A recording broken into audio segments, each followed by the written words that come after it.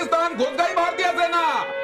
ये अज्ञात बॉर्डर पर पाकिस्तान के भीतर दाखिल हो गई भारतीय सेना। आईएनएस विक्रांत है, वहां से करिए 15-20 BrahMos fire, set fire to the Karachi port. आग लगा दो, कराची में फूंक डालो पूरे। नहीं, ये वीडियो पिछले महीने की नहीं है जब गोदी मीडिया ने पूरे कराची को उड़ा दिया था, और ना ही ये वीडियो लाहौर और इस्लामाबाद से है। दरअसल इस वीडियो में जहां मिसाइल की बारिश हो रही है वह इजराइल का तेलवीव है। आज दुनिया भर में दहशत का माहौल है। वेस्टर्न मीडिया की माने तो वर्ल्ड वार 3 छिड़ चुका है। ईरान की एक गलती ने पूरा दुनिया को अब संकट में डाल दी है। वेस्टर्न एक्सपर्ट को माने तो ये सारी गलती ईरान की है। उसे एग्रेसर होने की क्या जरूरी थी। गाजा, लेबनान और यमन की तरह वो भी चुपचाप इजराइल की बमबारी झेल लेता, रोते रोते अमेरिका के पास जाता और एक न्यूक्लियर डील साइन कर लेता, अपनी न्यूक्लियर एम्बिशन को खत्म कर देता। लेकिन उसकी हिमाकत तो देखो, इजराइल के बड़े एयर स्ट्राइक राइजिंग लायन के बाद ईरान चुप न बैठा।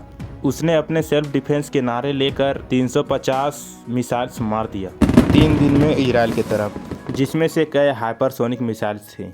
ऐसे हाइपरसोनिक मिसाइल्स जिसे इजराइल का आयरन डोम भी नहीं रोक पाया, जिससे उनके शहर और पोर्ट उड़ गए। कम से कम 24 लोगों की मरने की खबर आई है। लाखों इजरायली शायद पहली बार अपनी रातें बंकर्स पे बिता रहे हैं। इजरायलीज को पहली बार ये समझ आ रहा है कि अगर दूसरे देशों पर ये बम गिराते हैं तो दूसरे देश भी इन पर बम गिरा सकते हैं। हर देश गाजा नहीं होता जहां आप तंबू पर बम गिराकर सोचते हो कि हम सबसे ताकतवर हैं। जब हमास के नाम पर गाजा को समतल किया जा रहा था तब भी यही बात की गई थी इजराइल द्वारा। अगर तुम मरना नहीं चाहते थे, गाजा में रॉकेट की बारिश नहीं देखना चाहते थे, तो अक्टूबर 7 को क्यों अटैक किया? अब भुगतो। अब ईरान भी तो यही कह रहा है, आपने हमारे न्यूक्लियर प्रोग्राम को तबाह कर दिया, हमारे टॉप साइंटिस्ट को मार दिया, टॉप जनरल्स को सफाया कर दिया, तो वापस में हम तो हमला करेंगे ना। पिछले 20 महीनों में गाजा में 55,000 लोगों को मार दिया, जिसमें 15,000 बच्चे हैं। ये बात इम्पोर्टेंट नहीं है, और न ही ये बात इम्पोर्टेंट है कि आज गाजा में बेसिक खाना, बेसिक ईट तक नहीं पहुंच पा रहा है, वहाँ ब्लॉकेड है। लेकिन 24 जाने गई हैं इजराइल में, और इसका बदला लेना होगा ईरान से, चाहे कुछ भी हो जाए।